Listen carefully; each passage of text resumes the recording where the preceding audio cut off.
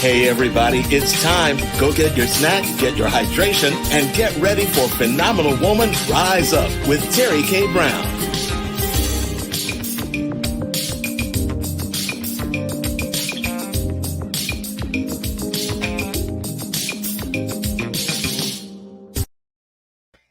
Well, good evening, everybody, and welcome to Phenomenal Woman Rise Up with Terry K. Brown.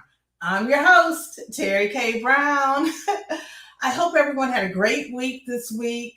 We have a very interesting show today. You know, I talked to everybody about August being all about the children and preparing them for school. And we had a really great show last week explaining about how important it is to own your home where you live.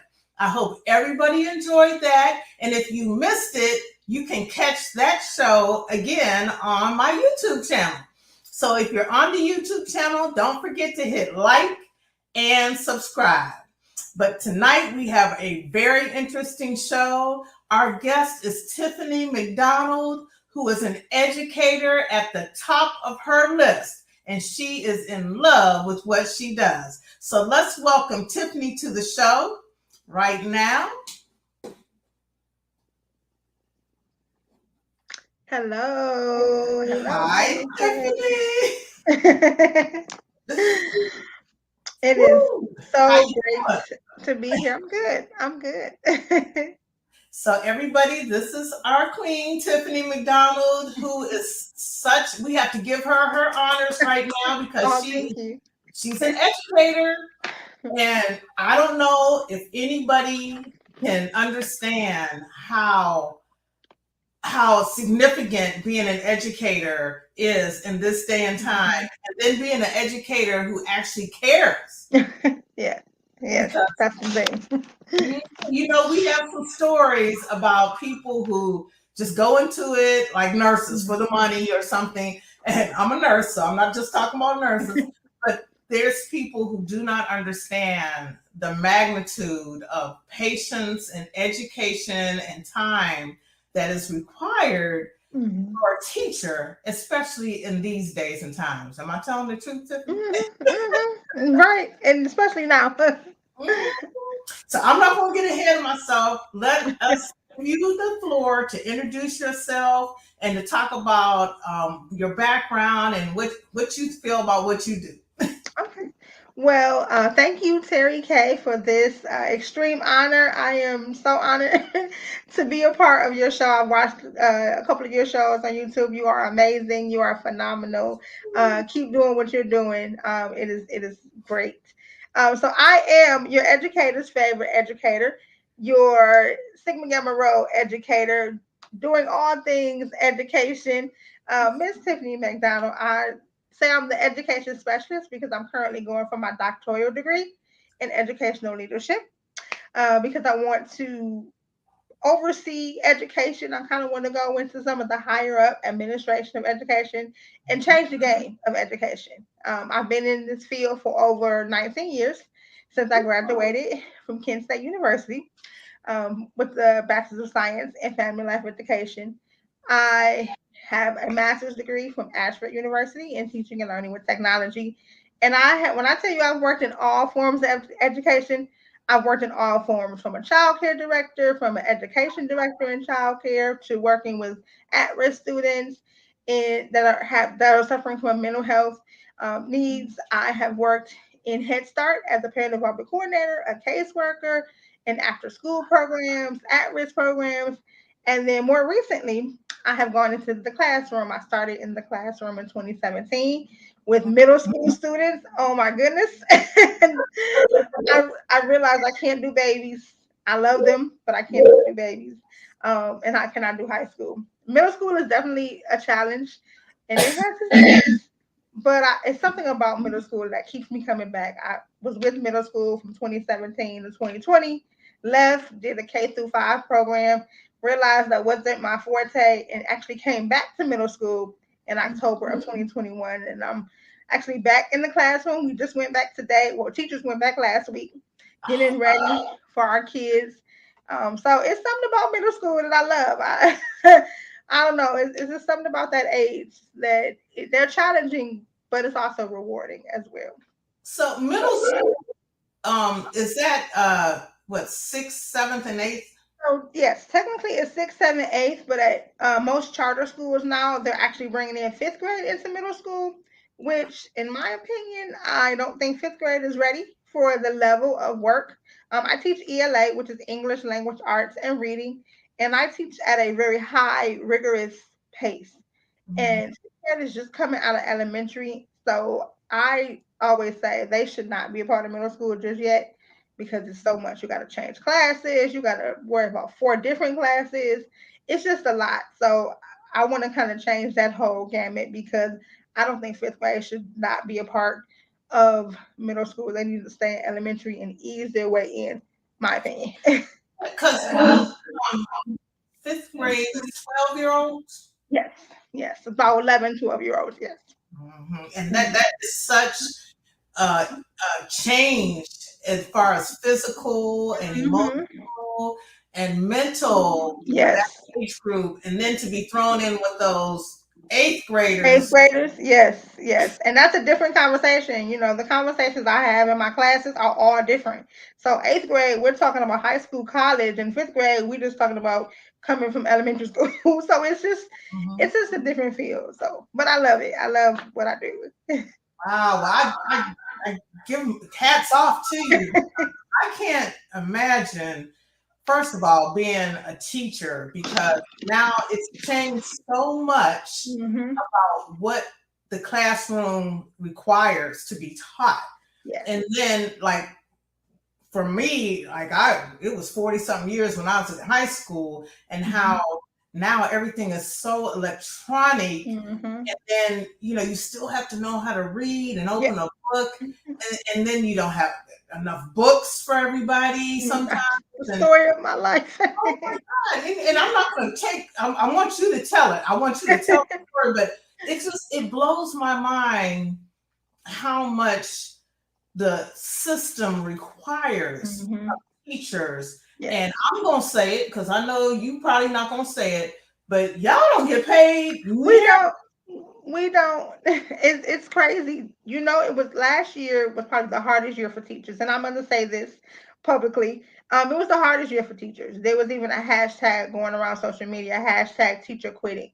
So many teachers that I follow on TikTok and Facebook and Instagram left the field abruptly, and a lot of it was because of overworked administrators putting high demand on us. We gotta teach, we gotta do behavior, we gotta manage the parents, we gotta manage the kids, we gotta write lesson plans, we gotta data this, data that, data that. If any teachers are on here, you guys know I'm not lying. It was a lot. We got to deal with irate parents. I have been cussed out by every parent known. So it was a really, yes. It's been a high shortage. I mean, a high turnaround in teaching. And I have some teacher friends and principals who are currently looking for teachers now because so many. And then with COVID happening, and then pandemic teaching and teaching virtually, it just kind of teachers like just forget this. I'd rather go work at Walmart. And I even, was going to come out the classroom myself because I'm Mhm. like, I don't have to go through all this. I went through a lot of stress in my life. I lost my mom, and it was so dealing with personal on top of teaching is a lot. So you are absolutely correct. We are underpaid. If anybody out there want to advocate for us to get more money, come on, advocate, bring in this money. I mean, really, it's even at the preschool level. And Mhm. I'm going to say it should be a six-figure salary job, Mhm. because I'm telling you, when the pandemic hit, and like I said, I'm a nurse, and some of the younger people, I don't have anybody that's in school that's my Mhm. children, they're all adults. And these people would come to work and they would just be like, oh my God, because then they had to take on assisting the teacher role. Mhm. Yeah. Way too much. Yes. It Yes. was too much. People were like, I'm going to pull my hair out. People who were divorced were sending their kids over to the other To the house. other parent. Mhm. You help them. I can't do Yeah. it. And it was like, maybe now teachers will get the recognition and the appreciation Oh, they deserve.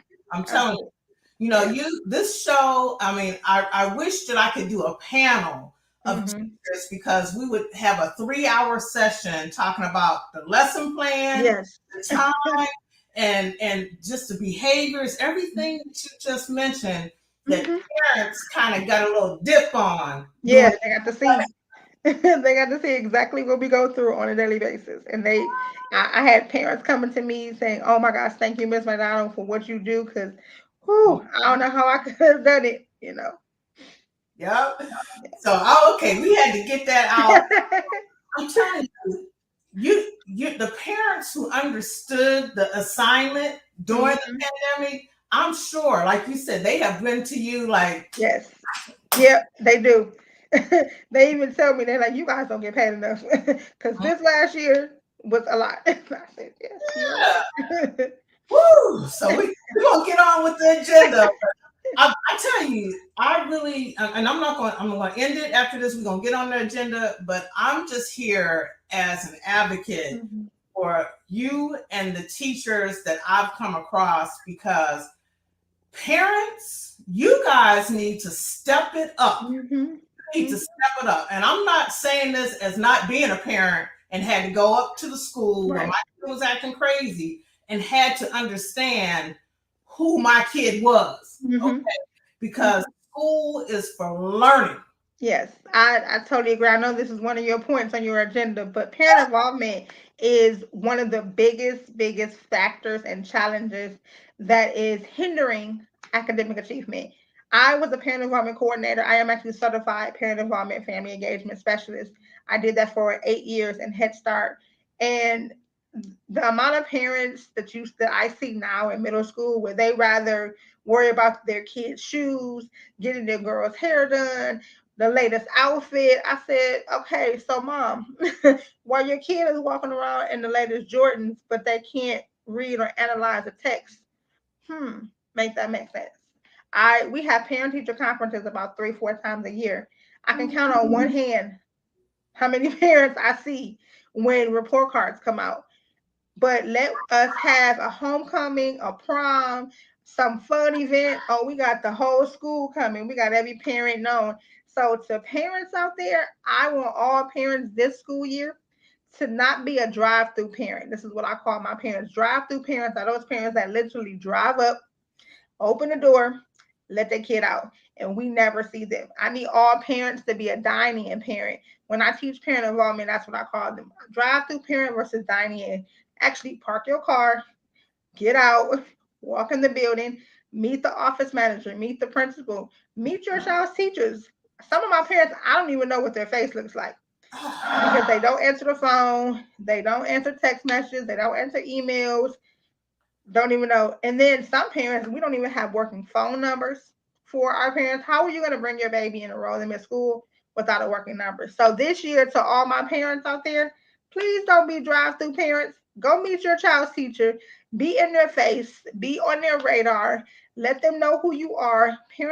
Active parent involvement is the key toward success. Research studies have shown that when parents are actively involved, meaning you are calling the school, you are in your child's classroom, you are volunteering, you're helping out at home, you're helping the kids do homework.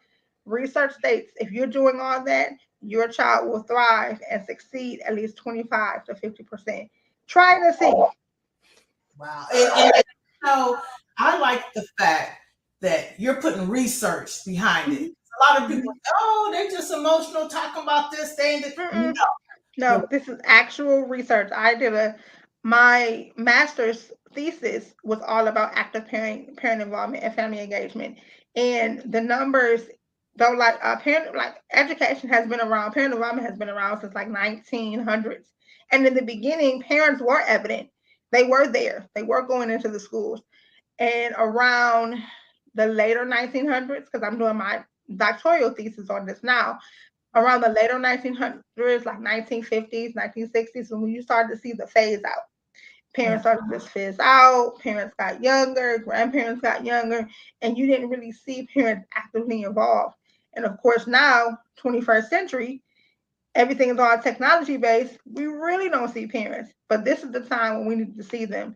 They need to show up. If you can show up for your baby with a talent show, a fashion show, making sure they look good, show up for your baby and make sure they get these A's. Don't come cussing at the teachers talking about why my kids got F's and we have not seen you all year.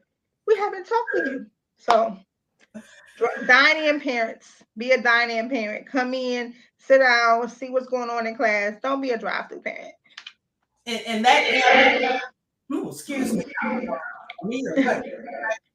that answers the question about how to have a successful school year. Mm-hmm. I'm telling you, when my kids, and I worked, because people say, well, I work, I did. Okay, I worked, and I worked 2 jobs and everything, and I would, I'm going to give it away. I carried mail for 12 years when my kids were in school, and I would roll that mail truck right up to Lowmont Elementary School. And this is, I can say it because Shaker Police came and rolled up on me one time because I was standing outside trying to tiptoe look in the window to see what my kid was doing during class instead of just walking into school and peeping in through the door. But I had to do a drive-by because I was working. Right. They were going to take me. And I'm like, no, I'm just looking. My child is in. I knew the teacher's name. As a parent, you should know everything. You should know the teacher's name. And nowadays, you can get background checks on the teacher. Yes, you can. That's public knowledge. I'm a parent of a recent college graduate. My only daughter just graduated high school this past June. And when I tell you I was actively involved, and I work 9 to 5, I work in education, but I made sure I was at every open house. I was at every parent-teacher conference. I was even not once she got into middle school, high school, I'm emailing teachers daily. She get a horrible grade. Oh, let me get on the email. Let me get on the phone call. Let me see what's going on. Of course I listen to my child, but let me ask the teacher as well. I'm in the classroom, whatever you need to do. So there are ways to be involved, even if you work 2 or 3 jobs. There's ways to be involved. You just have to be creative. Just at least a phone call or email at least twice a week, Monday and Friday of the week, just to check in. Say, hey, I'm working. I'm sorry I can't get up there, but hey, how's my child doing? And now my grandchildren. Oh, gee, I hate that. I don't know what I'm doing wrong. My grandchildren, their parents are email about everything. The schools, it's like if they go to school, and I don't know if it's required from the teachers, but this is something else that teachers are doing for you parents extra. And this is not a Debbie Downer on parent show, but I'm being extra about parents because they're your child. They're not the teacher's child, and they're not the principal's child. But my grandchildren, their parents get an email about everything. I mean, it's like the curriculum is sent out. It's like a little syllabus. And if something is missing, you're not going to find out when the report card comes that they didn't turn in something. Literally that day, they're getting an email saying, Grayson didn't turn in his assignment in math today. He got a 0.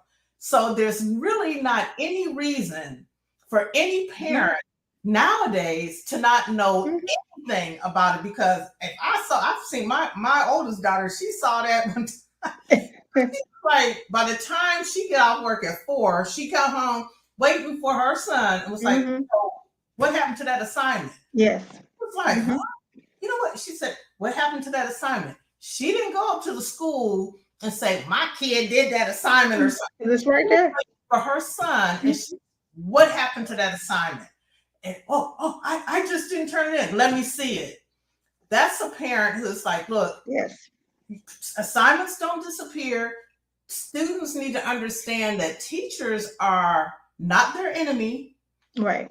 We're here to work with you. Yeah. Parents need to understand that if you know the teacher that's teaching your child, and if you got in high school, you should know all 7 teachers. Yes. Know them all and let them know you, even though my kid was embarrassed because I was always like, I'm K, and that's my child. And they just be like, sorry, Right. sorry, because that's your child. Mm-hmm. Your teacher can only do so much. Right. And it makes it so much easier when something does go down the drain. Mm-hmm. Like, okay, I know Miss Smith is teaching my child Spanish, and my child has been getting B minuses all this time, and I noticed that she's been trying, but now Mm-hmm. my child got a D. And I'm like, okay, I can email Miss Smith and say, okay, what happened? There's something that Mm-hmm. happened, because sometimes, usually, when a child is doing pretty good and something goes wrong, something has. Something has happened. So Mm-hmm. tell us about those instances and how a parent can effectively communicate with a teacher when something is going wrong. I would say the best thing that parents can do is be in touch early. So in my classroom, our kids go back next Monday. So I always send home a syllabus. I send home, even in middle school, I send home a syllabus that outlines, that has my contact info, email. It has my remind system. So that's, I love, my parents are young, so they like to text. So I have a remind app where they could just text right from their phone or download the app. I even give bonus points and say to my students, if you sign up for my Remind app, you get 10 bonus points. If your parents sign up, you get another 10. If your grandma signed up, you get another 10. If the whole family signed up, you got like 50 points. So that way, I'm in class texting immediately. Hey, Johnny didn't turn in homework today. Here go a picture. Some parents are right on it. They're like, oh, okay, I'm on my way, Miss McDonald. So I would say the best thing is to start early. Don't wait 9 weeks after the first semester. You get that first progress report, and now you're wondering why he's missing 30 assignments. Well, if you would have checked the messages and the emails and the phone calls that I sent 9 weeks ago, we wouldn't be here. You on your phone on TikTok and Facebook and Instagram. And so we can be on the phone on text message. So that's the number one thing, is communicate early. When your child's teacher sends home that syllabus or those forms that you got to fill out, or say, hey, here's my email address, don't just throw it away. Put it inside your phone, contact Johnny's teacher, however you want to, name it in your phone, and be on it. Don't ignore our phone calls. Don't ignore the emails. Don't ignore the text messages, because we're typically calling for a reason. Most of the time, when we are calling and emailing, it's not because they've been misbehaving in class. It's because of grades. And I know for me, and I can speak for other teachers, we're calling ahead of time.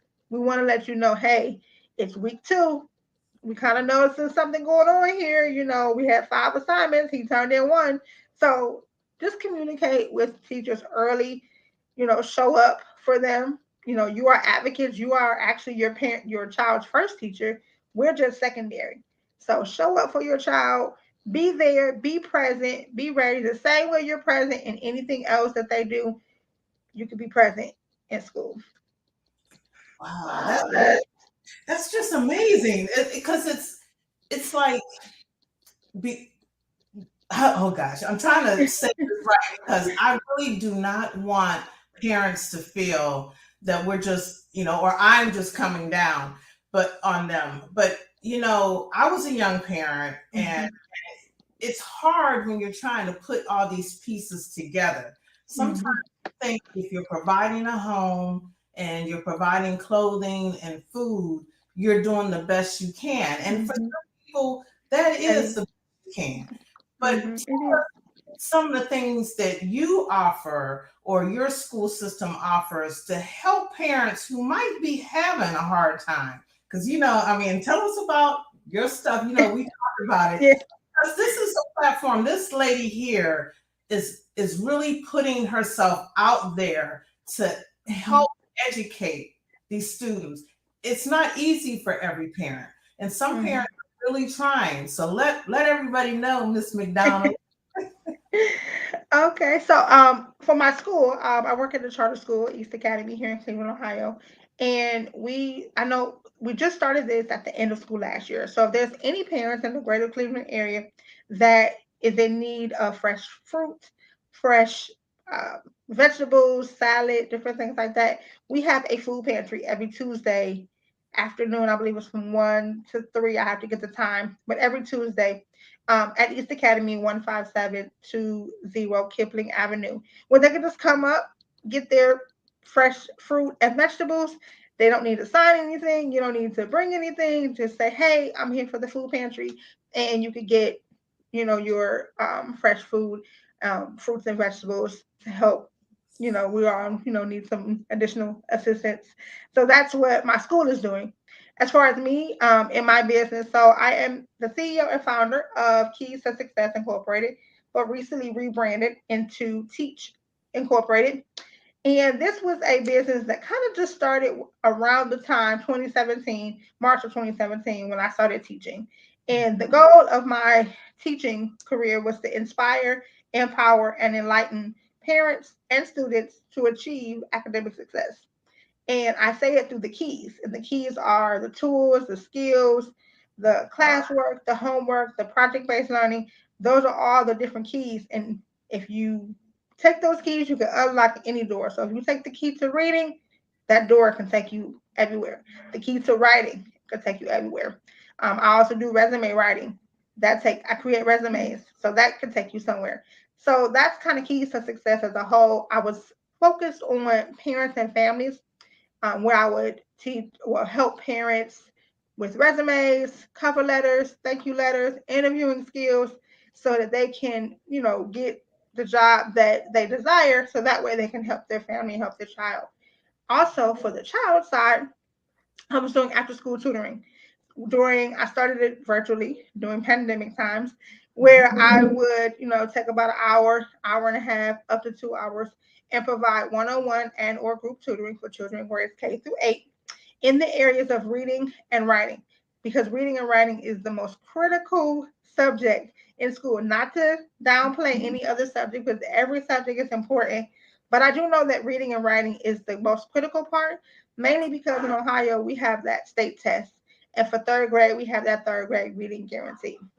So I teach the strong reading skills in analyzing and synthesizing text, and helping children become critical readers, critical thinkers, and critical writers, and take reading to the next level.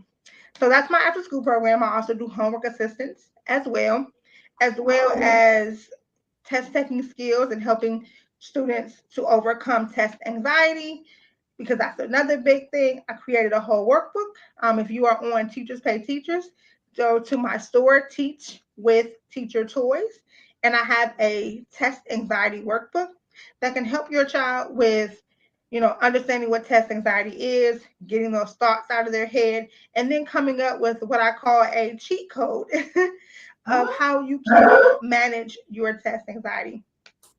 So then recently, this past summer, as I was doing tutoring, and I kind of shifted some gears a little bit. Education is always a paradigm shift. So I kind of took a paradigm shift and realized that I wanted to do more for our teachers, because I know that many teachers are getting burnt out, they're getting stressed, they're getting tired. So I rebranded Keys to Success into Teach. And Teach actually stands for Helping Thriving Educators Achieve Classroom Harmony. And what that means is I want to help my teachers everyone sing the same song. So I want to help the teachers sing the song to the students sing the song to the parents sing the song to the administrators sing the song to the teachers. Because I've noticed in the classroom and in schools that administrators are talking one thing, teachers are saying another, parents are over here with something else, students are over here with something else, and nobody is harmonizing at all. And what do we have when there's no harmony? We have this achievement gap. We have low test scores. We have students that are 2, 3 grade levels behind. We have eighth graders that read at a first grade level. So the purpose of Teach Incorporated is to help teachers be able to teach outside the box. And that's actually the name of my YouTube channel. And teach outside the box means, just because your principal gives you a box, they say, okay, you have to teach Common Core Standard. Okay, I am giving real life practical strategies that help teachers take those Common Core standards and teach it how they feel it. One reason why I'm very successful in middle school English, language arts, and readings. And not to brag too much on myself, but my school actually went up by 22 points. They went from 47 all the way up to about 67, 77% in their PI scores in reading. It's because I take Common Core standards, and ready reading curriculum and teach it the way I feel it. I use a lot of project-based learning. So one of my activities, we read a nonfiction text, and I teach you the skill of finding main idea and summarizing. And then my kids make a cereal box based on the book that they read. I had about, I think one year I had 70% of my students complete the activity. This past school year, I think I had a lower number, about 50, 60%. But it gave them a fun way to read a book that they don't like, break it down, analyze it, and then synthesize it, which means they're creating a new form of what they're reading. So different ways like that. So that's what I teach in Teach Incorporated. I just did 2 YouTube videos. One called It's All in the Syllabus, where I went over the elements of writing your syllabus for the first week of school. This past Friday, I did a video on the 5 principles of building a classroom culture and how to create a strong culture in your classroom. This upcoming Friday, we're going to be talking about building student relationships.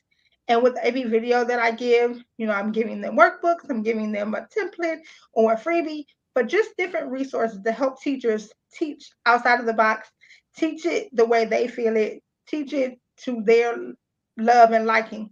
So that means you can still follow everything your administration is telling you, but you're teaching it your way. Wow. Ooh. We have an advocate out there, teachers. I mean, because teachers need somebody to help them along.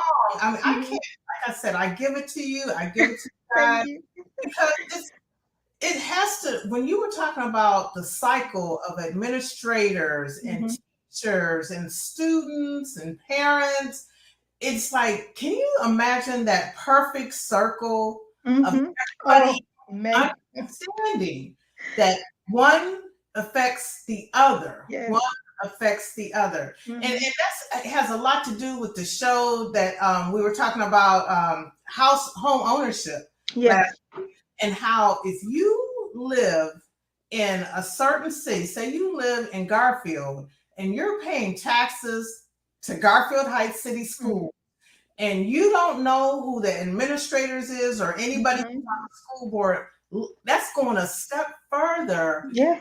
knowing who the teachers are or who the football coach is. And kudos to the football coaches. Yes. Yes, of course. But it's like, if all of you know that everybody is concerned about being successful for the student, a perfect, I mean, the percentage. Perfect world. Yes. Yes. And I can say this because I've seen many areas of teaching. I've seen the public school, I've seen the charter schools, I have seen a little bit of the private schools, I've seen the daycares, I've seen the child care centers, and we're all on different pages. Like I said, the administration is they're focused on enrollment and data, which is very important, but Yes. not necessarily focused on the needs of the teachers. Teachers want the babies to learn, but then we have parents who don't know how to help their child. And like you said, if we all can come to the table and hear and sing the same song, oh my goodness, academic achievement would be 100%, 200%. There wouldn't be students that are 3 grade levels behind. We would have successful students. We would have no child left behind. It would just be amazing. And that's what I want to do in Teach Incorporated, is really just provide those resources to teachers to help them, advocate for themselves, advocate for their parents, and be okay with going to the administration and say, okay, listen, I have this great idea. I want to share this. I want to do this. One thing I love about my principal is that she's very open, to what her teachers want. She allows, me to be me. Every principal I've had have allowed me to be me. I still follow the Common Core curriculum. I still follow any other curriculum. I do what's asked, but I just embrace it and put my own spin on it, put my own flair on it, and teach it how I feel it, is what I always say. You come into my classroom, my kids are going to be working. They're going to be taking notes, Cornell style notes. They're going to be writing. Yes, I just taught my students last year how to write Cornell style. They came to me and said, "Oh my gosh, Miss Bernardo, this is so easy. I love this." I know, y'all just gotta listen to me. So Mhm. my students will be working. They will be sitting. I have my outliers. I have my high behaviors. Every classroom has it. But what I do is eventually that outlier or that high behavior student will slowly start to come in when they start to see like, okay, wait, nobody else is playing. Nobody else is falling off their chair.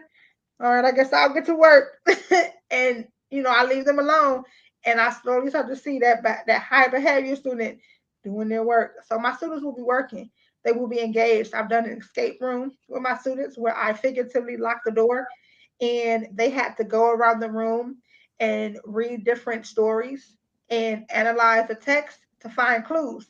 And I had the whole escape room music playing. We had the lights off. It looked like a real live escape room. They was working in teams, and they enjoyed it. And so when the team won, it was like, we got out. We had a whole ceremony. They had certificates. How about I escaped? I can analyze text now. So teachers just really make it fun and enjoyable. If your students love TikTok, incorporate TikTok, of course, the clean TikTok, into your classroom. I have my students create a TikTok video about a story that we read. So there are so many ways, and this is just one thing that I am teaching my teachers. I'm going to start creating a course pretty soon in September, October. That's going to go over all these different strategies. Teachers, if you are out there, definitely go to Teachers Pay Teachers, Teach with Teacher Choice, and check out all of my back to school classroom forms.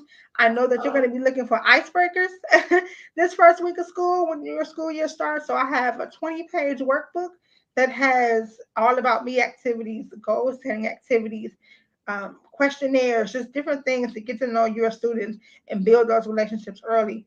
If you are an ELA teacher, this is primarily the genre of my store, but I have lots of lesson plans on informational text, stories, writing. Just go check it out. Definitely make sure you leave a review on my store because you get your Teachers Pay Teacher credit. And if there's something not in my store, let me know. Send me a message. Let me know. DM me, and I will create specialized content for you because I'm here to teach.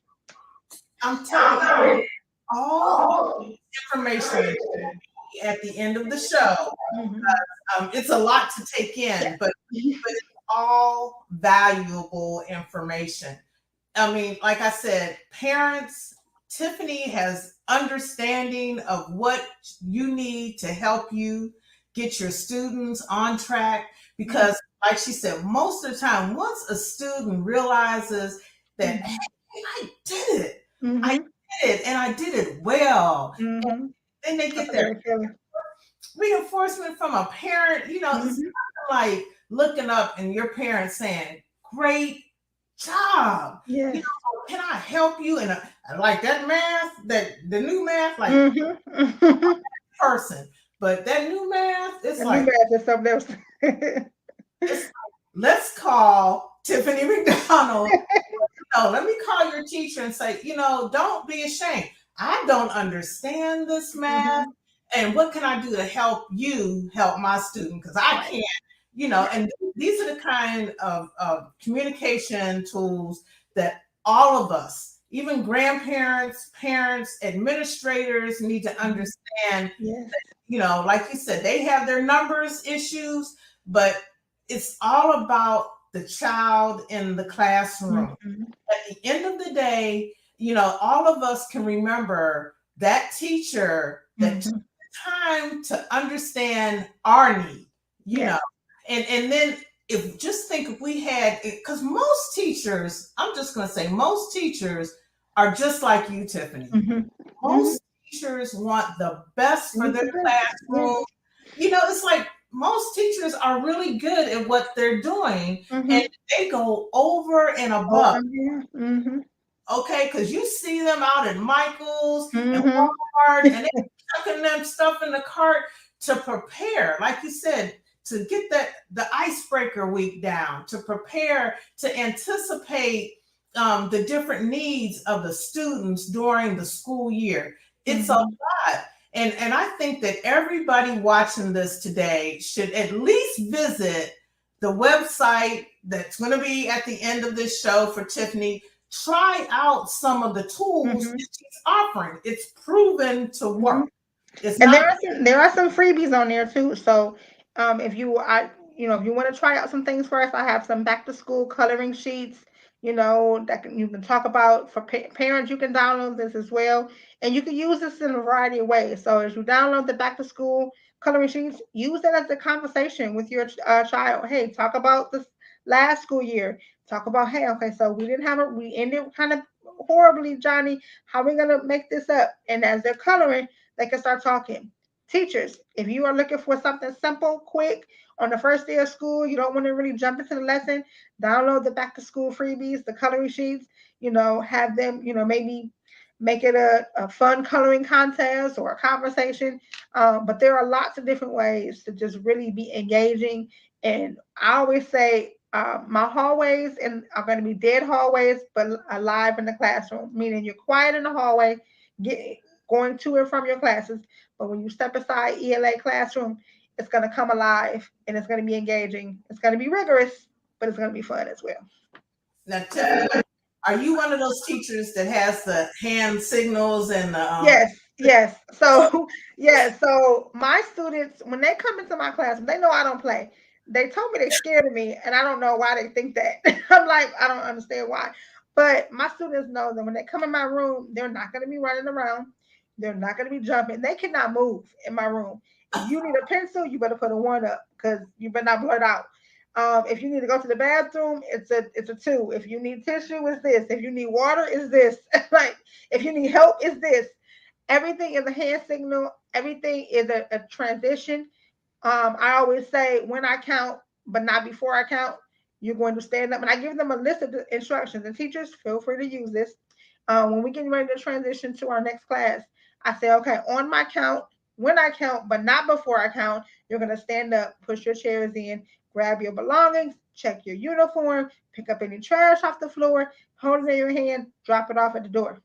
And they literally cannot move till I start counting. And I'm like, on my count, when I count, but not before I count. On 10, standing up. On 9, pushing your chair in. On 8, grabbing your belongings. On 7, checking your uniform, making sure your uniform is together. On 6, if there's any trash, pick up your trash off the floor. On 5, you should not be behind your chair. And of course, I have those students that kind of moving a little slower. I'm like, okay, I'm waiting on 3. On 4, you are standing by your chair, you are quiet. And by the time I get to 1, my entire class is standing with their books in their hand and they're ready to go. And that's a simple, easy transition that will make your classroom run very smooth. And if somebody does it wrong, oh, we sitting back down and we trying it again. You'll be late to your next class, and I'm gonna tell your teacher like it was you. It was you. Y'all should have followed directions. It was you. So that's just a way to kind of maintain order. Let them know that you are the authority. You are demanding this respect, and we're not just gonna walk out of here crazy. Like we're not gonna do that. So yes, my classroom is one of those classrooms where they can't move. If I'm lecturing, they're writing. And I said, pencils must be moving, hands must be moving. Your hand will hurt by the time you leave my classroom because that's how many notes you're taking. But it's preparing them for high school and or college and or the workforce, to get them ready for what that rigorous lifestyle is like. Mm-hmm. And that is so important. That is so important to have some type of structure early on, because if you cannot function properly in school, you will not function properly. Yes, because either I'm going to teach you or the world is going to teach you. The world will teach you, yes. And the world don't care about you. Not understand. I wasn't taught that when I was growing up. They do not care. They don't care. So it's this show is very, very valuable for not only parents with children in school, for people who see children coming back and forth to school, so you can understand that things have changed. A lot. And also teachers. Y'all have to help each other. And Tiffany is throwing so much value out to you guys today. I hope y'all are paying attention because it's important to build on everything that everybody can learn from someone who's in their shoes. Mm-hmm.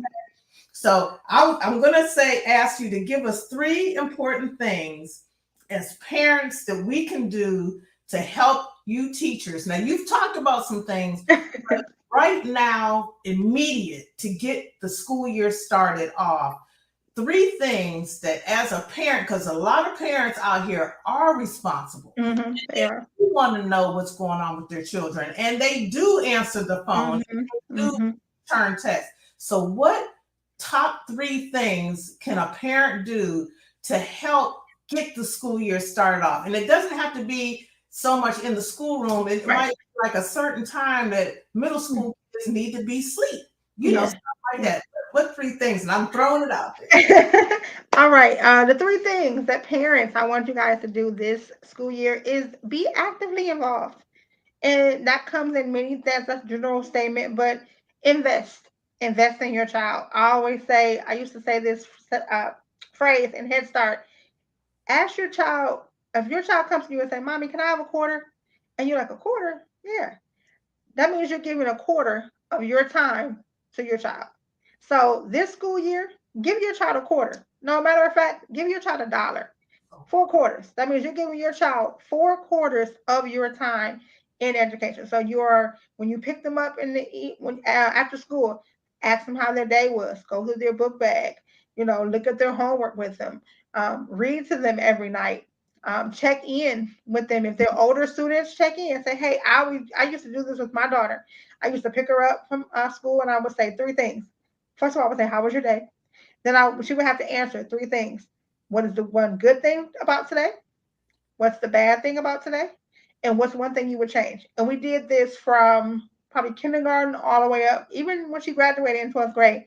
What's one good thing? And she had to give me 3. And she couldn't just say it was good. No, you got to give me something specific. Because what that's doing is that's letting your child know that, oh, my mom, dad, grandma, they do care. And if more parents did that, then I think a lot of the bullying in school would subside because you would see, oh, okay, she had a really bad day 3 days in a row. This child keep picking on her. Let me go figure out what's going on. So I would say talk to your child. So just investing, talking to your child, being actively involved. Number 2, communicating with the school. When you get that email, that contact, really pay attention to it. Maybe even you take the initiative to say, okay, hey, I'm just checking in. It's week 4 of the school year. How's my child doing? What's going on? That lets us know that, oh, okay, this is a good relationship. So relationship building with your teacher. And then number 3, I would just say just be there, letting your child know that I do care. Yes, mommy, daddy may be working a lot, but I care. I'm here for you. So letting your child know that you're there. So just to kind of reiterate, investing in your child, talking with them, letting them know that, what's going on, asking them 3 questions, what's good, bad, what would you change? Communicating with your school, your teachers, letting them know who you are. And then just being present and being an advocate because you are your child's biggest advocate. Absolutely. And these sound like simple things, and some people say, well, everybody should know that. No, everybody doesn't know that. And I'm just here to tell you, like I said, I was a very young parent and trying to work and trying to just get them to school with clean clothes and things like that. Yeah. And that's important too. But here is a plethora of information available for parents and teachers to work together. It's all about working together. Working together. That's it. Ghost your kids. No. That school bus, you're like, bye. And then Right. running, because it can be like that some days. It's like, I have to get them on the bus by 8:10. And I have to be to work by 9 o'clock. And I don't get off till 4:30. And then it's like boom, boom, boom. The time just goes like this. But here's some help. here's some help. And with, like I said, the technology, Yes. texting, I'd rather call, but Yeah. I want you to call, text them, email them. Mm-hmm. Communication is the key. Communication is the key. Listen to your child. A lot of young people that I've run across, and they call me Miss Terry now, and it's like, oh, okay, I'll receive it. Right. For a young child to say, Miss Terry, I don't like school. And the next question coming out of my mouth is, Mm-hmm. well, why? What's going on? And Mm-hmm. then wait for the answer. And wait for the answer. Yeah. But as a parent, you have got to that 3-question thing you said is like gold. I That wish is. I had done that every Yeah. day. You'd be surprised on what your child will answer if you say it right. How was your day, Maria? What's going on? What's one good thing you did? What's something exciting that you did? And let them, and then allow them to talk and say it how they feel it. And then, oh, that's awesome. Let's hope we can have another good day. Was there anything bad that happened today? Anybody hurt you? Any mistreatment? And that's all kids are looking for, is an opportunity to share. And then say, okay, well, we're going to work on this bad thing. So what's one thing that we can do tomorrow to fix that? So that means you're getting to know them, you're finding out what's happening, and then you're offering a solution. Trust me, if you do it for a week, you will start to see a difference. Yes. In 1 week. Of course, 30 days, but if you do it for a week, you're going to start to see. And depending on you, they're going to start looking for that. If you do it every single day consistently at the same time, and if you miss a day, they're going to be like, oh, Mom, we didn't ask our questions. So I would have to say that's the number one key thing for this school year is just talk to your child daily at the same time, whether it's in the car, whether it's at the dinner table, whether it's right before bed, but make sure you talk to them about their school day. I tell you, say if you do something 28 days consistently in a row, it becomes habit. It becomes habit. I don't know if they make lunches now for school, but I used to put a Post-it. I'm a Post-it note fan. Yes. Post-it note in my children's lunch or in their book bag, and just be something goofy. And when they got in the middle school, they was like, kindergarten, elementary, they were cool. Oh, my mom. In middle school, they was like, okay, what? Yeah. I did the same thing with my daughter. Of course, middle school I had to stop, but elementary school I would put like a little note in her book bag or something, or when I packed her lunch, a little smiley, something to let her know, and it always made her smile. Of course, middle school and high school, I had to pull it out of her, but that does make a difference. It does. It makes a tremendous difference. Parents and teachers, there you got it. This was thank you, Tiffany. Thank you for having me.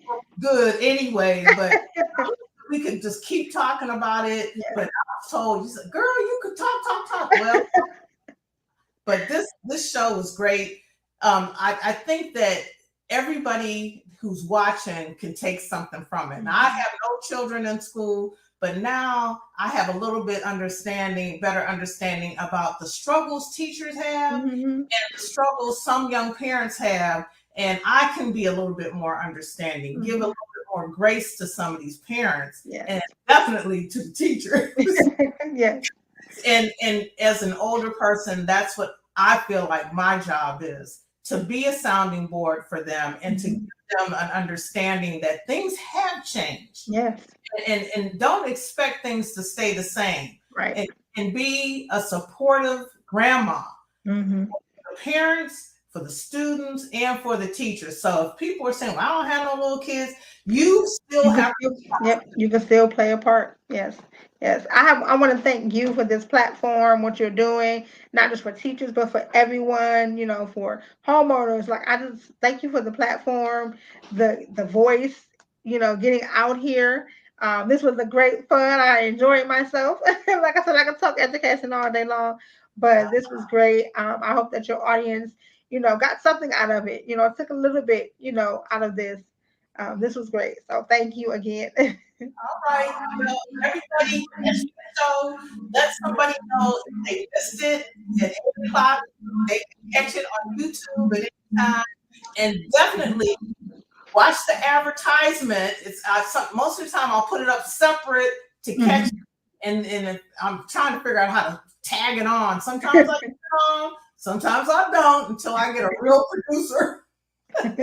But it's always going to be on YouTube, and sometimes I'll pop it up on Facebook, Phenomenal Woman Rise Up, and I also have my Terry K. Brown Facebook page. So there's no reason for nobody to not tap into this information.